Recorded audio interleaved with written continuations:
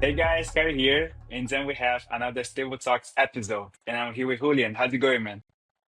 Oi, Caio, tudo bem? And that's my only Portuguese words. I'm very good and very happy to present a wonderful guest for you today.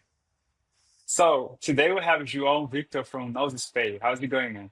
Hey, thank you, Caio. Thank you, everyone. Pleasure to be here. We are very happy to have you here, man. And first of all, we met a while ago. When I discovered that you were working at Gnosis Pay, I was like, oh, that's pretty cool because I love the project, and I know you're doing a great job at the company. So at first, of course, I would love for you to give a like very quick intro. So what do you do? How you actually got into Gnosis Pay, Mhm. and what is the main focus of the company right now? Amazing. Thank you, Caio. Yes, I'm at Gnosis Pay. So I'm a junior business developer at Gnosis Pay. Started at comms and socials, and was able to get into the business development side of the team. Now, what we're doing a lot, like we always had the card that we got to almost 30,000 users in Europe. But then we saw that there would be, we have a self-custodial card, but then we saw that there would be a very interesting opportunity if instead of like being the retailer, being the company offering the card for people, it would be even better if we could offer the technology and for companies to be able to offer the Gnosis Pay card, or of course to using a white label version, launching their own card program. So that's why we moved our focus from B2C to B2B. And since then, we now have almost five clients that are live and closing more partnerships like 20 very soon, and white label partners, and also just these, as we say, permissionless partners that just launched the card.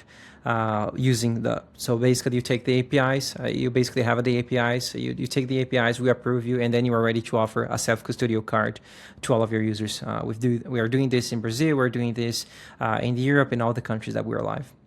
And just sharing, like, yeah, my path to Gnosis Pay was super cool. I was working the Web3 space since 2020. It's funny that I always saw Caio and the great achievements, like since the first NFT project that I saw, and I was like super inspired, like being super serious. Like this is one of the things that I saw when I was starting, and I did a similar path, like to a very smaller scale. Like I launched an NFT project.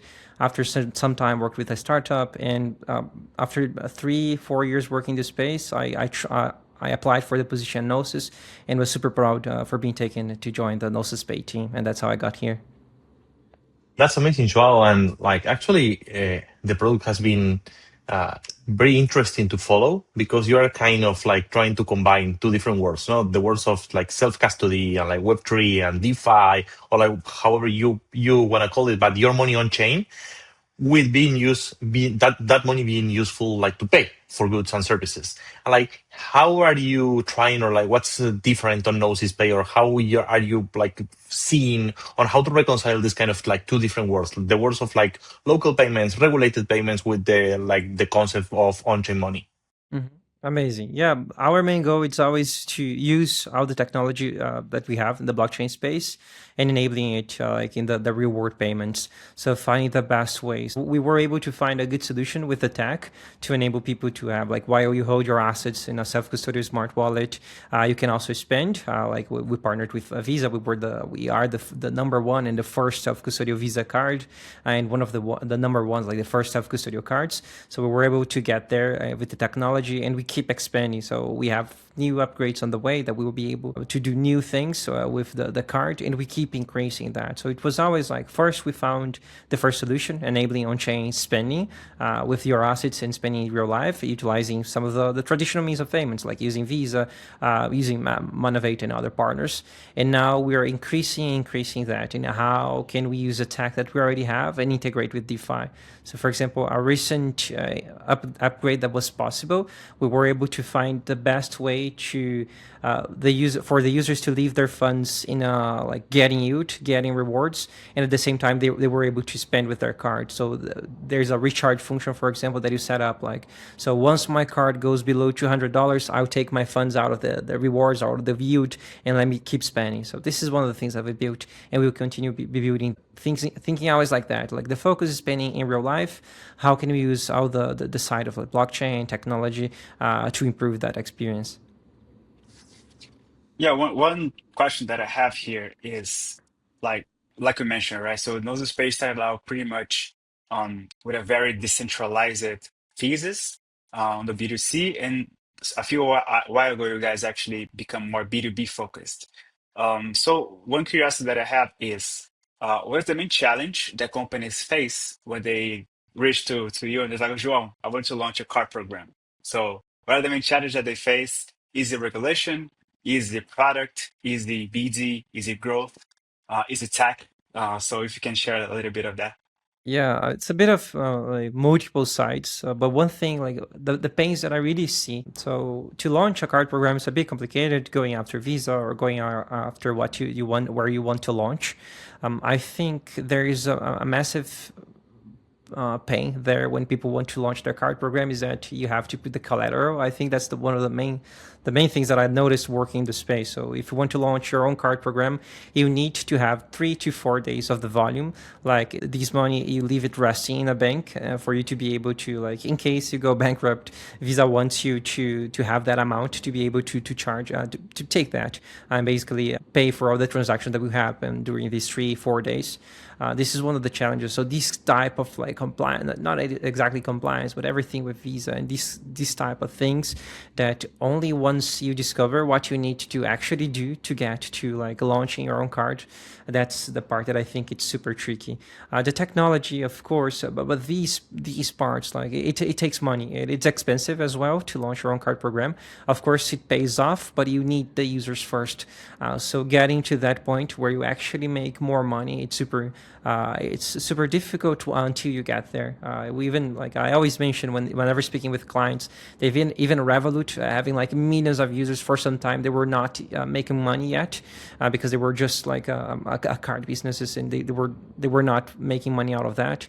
Only after they saw other opportunities and other ways to offer more solutions to their users that they were actually making more money. So maybe that's also why like we have some good solution with Gnosis Pay. So whenever we see a client that really wants to launch their own card program, but they don't know how to start because it's hard to get to their own card program, we say, why don't we start with the permissionless? You launch the Gnosis Pay card, you just integrate the APIs, it's completely free. We even have some incentives that we offer. And once you have 5,000 users, then you're golden. Then you can launch your own credit, your own debit card program, and then you be making money. These are one of the things that we try to solve. Just a follow up on that. So this first model that you mentioned is like, for example, I plug into the API and then I launch a card program, but it's all over Gnosis Pay brand, right? So you guys manage everything. I just plug and launch under your brand. Correct. The permissionless, yes. Basically, the physical card that will arrive is a Gnosis Pay branded, and the virtual card can be a Gnosis Pay branded card as well. And we also are offering now like a no brand at all virtual card. So if some companies partner with us, they can offer like just a white card or a black card in the end. That's amazing. And so I'm super interested, like, to be honest, what we are doing at Bitso, and I think like most of the companies here, like we are still trying to understand how people see crypto now. So we've been in this space like for like 10 years in the case of Bitso, like, but like during these last like 5 years since 2020, as you were mentioning, or 6 years now, we are in 2026, but like the consumption and habits and like how people see crypto has been changing like constantly. Actually, like I have a t-shirt that says hodl, which is like a very old motto. And I think it's kind of old now because like there are like many use cases for crypto now. So for example, your product, like you are saying, hey, you have crypto, you cannot just hold, but you can use that. So how are you seeing from your position, like what Latin American mainly people like want in the crypto world?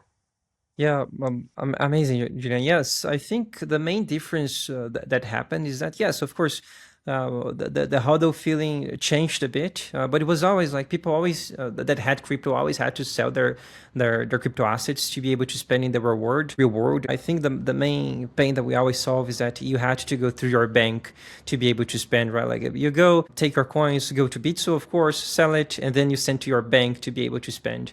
I think that's the main difficulty that we struggle a lot. I think we wanted to offer this opportunity for people to go there, buy their currencies or have their currencies with Bitso, and when they want to spend, they can either use some solutions for the exchanges or having like their own smart wallet, their own self-custody wallets, and spend in real life as well without leaving the chain or always using crypto. And we're seeing these like being well received in Latin America, and I think it's super nice because my main belief in crypto is that like I'm a strong believer in crypto. I think we will ever always succeed, but the best part I really love when crypto is literally the solution that people find, not just for like being an awesome technology, but because it's a solution. So for example, in Brazil, we saw like a huge use case in Brazil once the government started to apply IOF, like the tax with foreign expenses and everything. And this doesn't apply for something that we're spending with your crypto card, for example. And this type of solution, that's the moment that I think with Latam, it's super nice and offer more solutions to the clients. So we are seeing a very good success in Brazil, and we wish to accomplish the same success in Argentina now and more countries in Latam as well. Because for spending, I think it's great. People want access to USDC. If they can have an easy access with crypto, and if they can have that money in USDC, they should be able to spend it as well. Diving deeper in a more technical question here. So from my understanding, for those who don't know, Gnosis before, talking about cards and everything, Gnosis used to offer safe accounts, right? Which were pretty much like a treasury account for back then to DAOs and other crypto companies. We actually at Lumx had, actually we still have a little bit of our treasury in a safe wallet, which is, managed by Gnosis. One thing that I saw when I was diving deeper into how you guys actually work, I saw that you guys are actually using a lot of the things that you built years ago, right? So the safe wallets, the account, using the account abstraction technology to make things programmable and be able to have like a specific purpose wallet, which is like a spending wallet. So if you can explain a little bit for those who don't know how does Gnosis Pay actually work behind the Amazing. scenes. Yeah, we always want to use some of the solutions that we have built in-house. So Gnosis is a very big team of multiple products, and it's super, for me, I'm super proud for being part of a company that like Safe came from, like a great solution. So the way that the Gnosis Pay card works is super simple. When you go there to create your account with Gnosis Pay, let's say you go to our website, you connect your MetaMask there. The moment that you generate a card for you, that card, it is assigned to a Safe Smart Wallet. And it is a Safe Smart Wallet because it needs a function to be able to spend. So whenever you tap your card, the main function that it's doing is it's confirming if you have that amount that Visa sent to us, like that this is amount. We check if you have the funds to cover that, and then we process the transaction for you. The trick there that some people can see in the tag, it's great to be open about that, is that like it's not exactly that transaction that is paying. Because it's impossible to do that in all of that in less than 3 seconds. That's how Visa requests. So basically confirm if the user has the funds, and then we pay the transaction for them, and then we take the assets. And that's the way that it goes. That's how we were able to offer that. So the funds should always be in the Safe Smart Wallet. We need to know that they have the funds there. And then we also have some functions there to protect the users, and especially to avoid the double spending, right? So trying to avoid someone to go there, move their funds out, and at the same time they tap their card, and then we see if there is like they find a way to trick and say that there's a money there where there's not. We were able to fix that, putting some delay modules and other solutions there as well. And it worked super well. So that's basically how it goes. And then it is all on Gnosis Chain. And then depending on the country that you are, you can get a different currency for the card. So for European, it's European countries, it's EUR-E. For the UK, it's GBP. And then for Brazil and all the other countries, it's USDC. So we're going live in Argentina, for example, in Mexico, other countries, it will always be USDC. And you tackle on one relevant question for me. So, like, how I'm seeing, or like maybe like how like it's original being conceived, is that like people having money on chain, or like having people having money on products like this, is people that don't want to have money on banks, or like don't want to be regulated, don't want to like to pay like the amount of taxes like the IOF you mentioned, or like some arbitrary stuff. And how do you reconcile the product you are offering, like with the local regulations you have in every country? No, you just mentioned like the European zone, like Brazil, Argentina, and Mexico. You are launching. So how do you reconcile like this global concept of having your money on chain, on how to adapt the payment system to every country you are working into with the same product? No? Yeah, the good answer here is that we have a very good legal team and the compliance team to put everything, but it's super complicated going live in new countries. As I think there's a bit of a frustration for some users. Of course, even like me as a user, I feel that and I see that. So, for example, we first launched in Europe and the UK. These were the first countries, and for some good time we weren't able to go live in more countries until we were able to go live in Brazil now, and then we're expanding to more countries. But it took almost a year to get to Brazil, and it takes more time to go to the other countries. Thankfully now, for example, we applied with Visa to go live in more countries, and then we're going live in Mexico, in more countries in Latam, but also Asian countries, Thailand, Japan, for example, Australia, countries that we really wanted. And hopefully very soon, like in April onwards, we will be able to launch in the USA and Canada. That's what we want because they will enable cross-border issuance. So that's always super tricky. So basically, to be able to launch in these countries, you need to first speak with Visa and get the authorization and the approval to go live in these countries. And then the parts where like we speak with each countries, it's a bit complicated the way that we communicate things. But once we get the approvals as cross-border issuing card, we can offer the card to these countries. But we just have to be super careful with how we manage, how we communicate things to the users. And of course, always letting the users know that depending on where they are, there are different things that they have to, the ways that they have to, for example, do their taxes and everything. So for French users, we know that there is a different thing. And for other types of users, there's a different position as well. And that's also why that we saw the importance of like going live with multiple partners sometimes instead of like Gnosis Pay trying to be global. Because once we launch with a partner in a local country, they are able to offer the best knowledge possible to all the users in that country in specific, without being us always super vague saying, hey, take care, you are the one that should manage. If we have a French company launching, a European company launching, and they speak directly with the European users, it's always better. Just as it is great here in Brazil with some partners of ours that are launching and explaining to Brazilian users how they can do the things and everything. Is Brazil your main market today? Sorry? Yeah, Brazil is the main one. Yes. So at the moment would be almost 50%. So I always say these numbers that is amazing. So it took us over a year to get to 25,000 users in Europe and the UK. And then in Brazil, we got 25,000 users in 3 months once we went live with Picnic, and now going live with more partners. So it's super great, Brazil. Then we saw the like, we already knew we have a bunch of Brazilians in the team. So we were super happy. We were like, yeah, that's great that our solution is welcomed here in Brazil. Yeah, and I think like I was asking, and I actually kind of already know that Of course. because yeah, I think the Brazilians are always early adopters of everything, right? So we are always ahead of the time. And when it comes to crypto, one thing that it was pretty cool was that for a while, even though we have more Brazilians that actually invest in crypto than we have in the traditional stock exchange.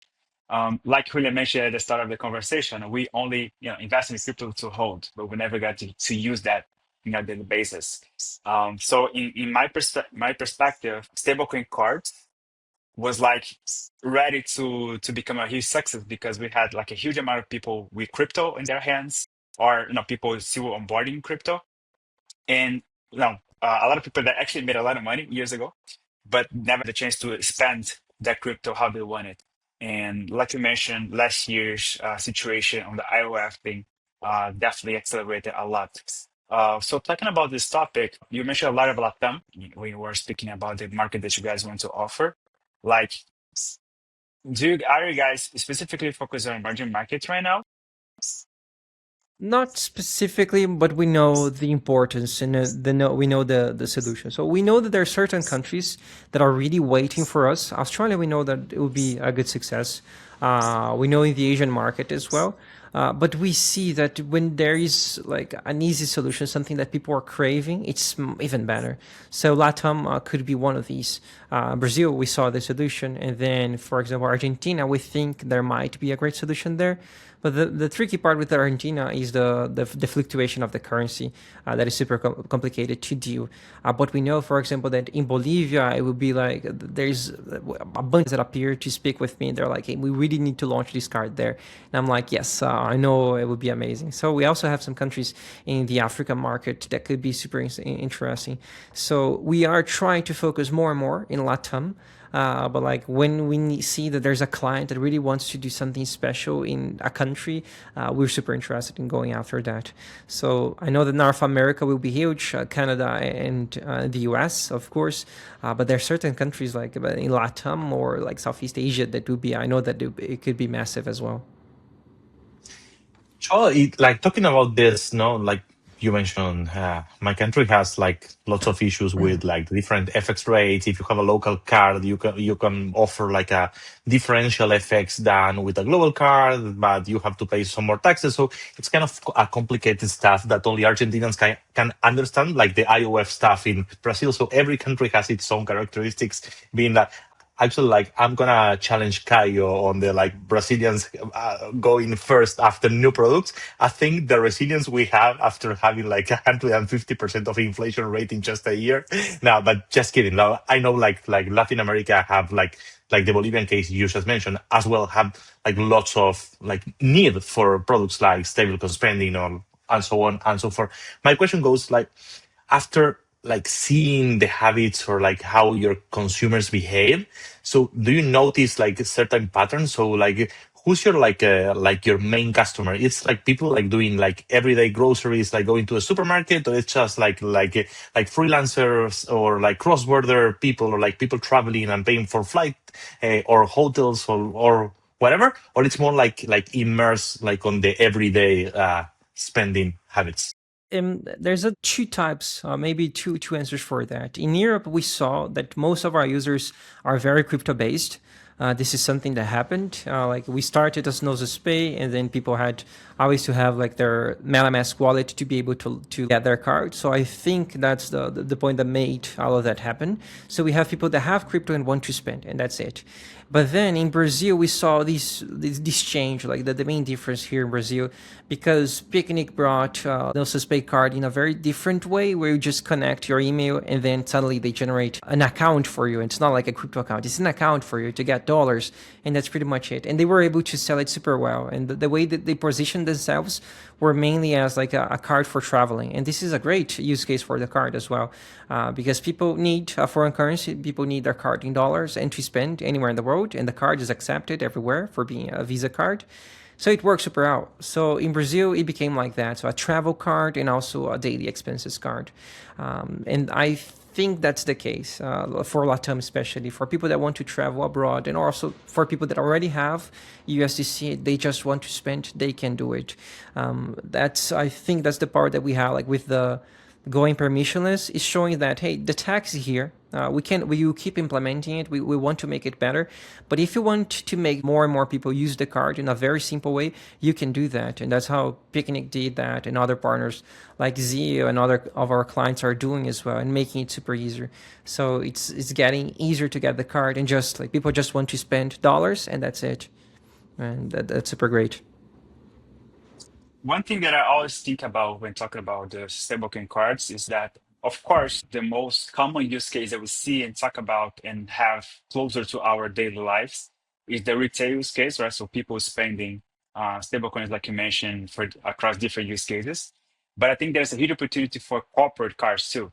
And this is something that, if I'm not wrong, actually Bitso is doing together with Clara, right? With the stablecoin possibility to spend the corporate cards with stablecoin balances, something that Ramp is trying to push on the US. And I think this will be the next wave of stablecoin cards. I'm personally very excited about this use case because we as Lumix, to be honest, we don't have that much good offerings, right, for corporate card solutions. So I think there's a huge gap to be filled. And I think stablecoins had a very unique situation where that they can really unlock a lot of value for companies on this topic. So just wanted to check with you: is it something that you always you also think about?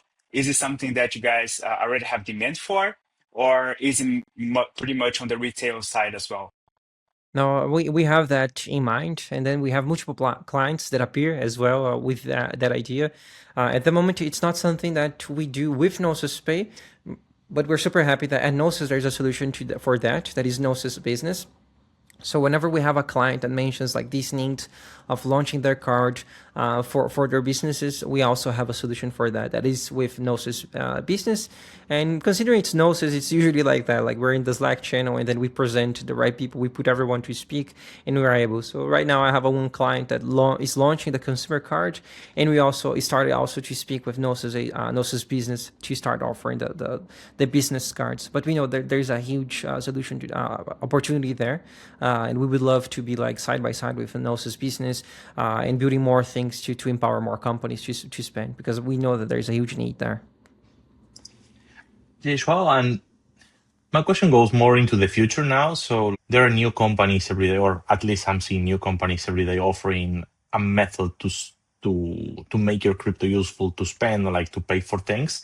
And we have different methodologies. Now we have like local cards, which are used by exchanges mostly, who perform the conversions on behalf of the clients and then like pay to the merchants in local currencies. We have QR codes or like PICs in Brazil. So we have local pay methods, and we also have like this self-custody stuff, which I love about Gnosis. So what's the differentiator for you? So like what's gonna be or what's gonna make like Gnosis like better than other ways of spending crypto in this next few years? Perfect. Oh, we knew that our main issue to solve was the amount of countries that we were live, because we knew that we had a solution. One of the big newspapers put us as like the number one self-custodial, the best self-custodial card. And this is in fact like not being the first, but a good technology that we have. But we know that when we talk about locations that we're live, it wasn't the best. And now we're fixing that, going live in multiple countries. So like from Paraguay, Chile, Paraguay, Argentina, Mexico, and soon going after going to the US and Canada. This is something that we will do, and I think that we're solving that.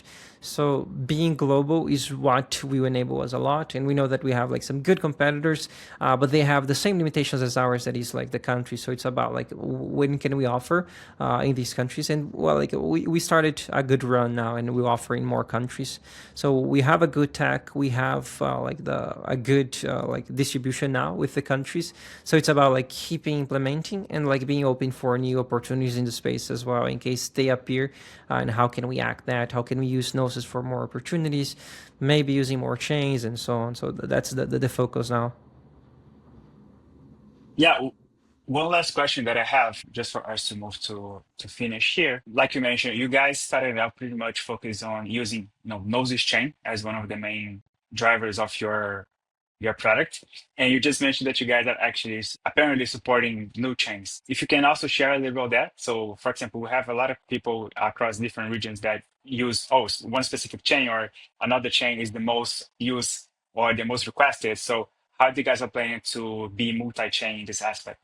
Yeah, amazing. I think this is very early to share, and more things that we are exploring. We already started working in a new integration with a new chain. This is something that we want to offer. We know the need for it. Mostly, like when we talk about the permissionless and most of the solutions, it's always with Gnosis and always trying to empower with Gnosis. But we have like an open door for more solutions. So if a company comes and they present like that, we have multiple users. We have like this solution right here. It would be great if we're able to launch this this chain in specific, as long as it's an EVM compatible chain, we can offer that as well. We have our team to empower that. The main goal is to offer more people to go on chain and spend their assets. So if there is a client looking for it, we're able to offer it. Like the technology is already possible. It's just about like how and when we're going to implement it with these new clients. But soon we will have some more information on that. Like in the 3-4 months, we expect to announce it.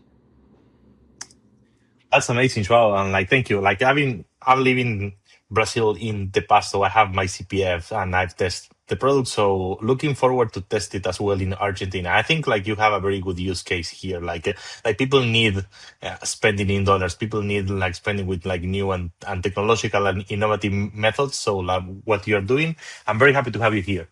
Amazing. Thank you so much, Julian. Yes, we really want to go, like we're live in the Argentina already offering the card and hopefully offering like a good solution to Argentinian users, because we know like as soon as we find like the right point there, we can be one of the top providers as well. Amazing. That's great, man. Thank you again for joining. Really enjoyed the conversation. Looking forward to keeping in touch, and I will definitely watch closely what you guys are doing. And of course, very open to working together in this space. And yeah, thank you for joining Stable Talks. Amazing. Thank you very much, Caio. Thank you, Julian. Pleasure to be here. That was amazing, Joao. Thank you. Thanks, Caio. See you next time. See ya.